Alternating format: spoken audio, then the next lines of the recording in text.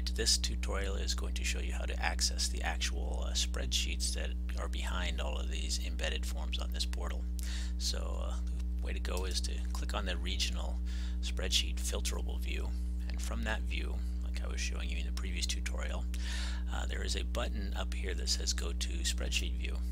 And when you click on that, it will open up a viewable Google Doc. If you do have Google Docs, you could sign into your Google Docs account straight from there and allow you to do some minimal editing to that document, or make a copy of that document, and then you can do whatever you like with it. It'll still work the same down here as it did in the other view, where you can view the responses. It does have that pivot table here, and even though it pops this up, you're not able to edit it here unless it's your own copy.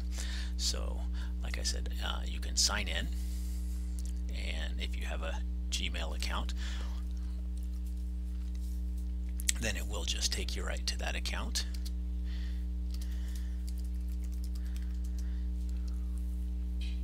And you now are logged into that account with the viewable version of the document, and from there it gives you some additional options. Now you won't have all these options because you don't own this account, but you could come over here and say File, Make a Copy, and it would make a copy of that spreadsheet into your Google Documents, and then you'd be able to go through some of the editing processes that I'm going to show you.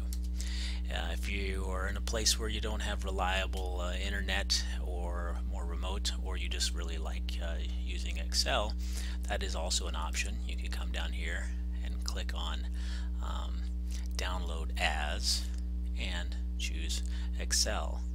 At that point, it would download the program and give you a link to click, and then you would be opening up the document in your Excel program.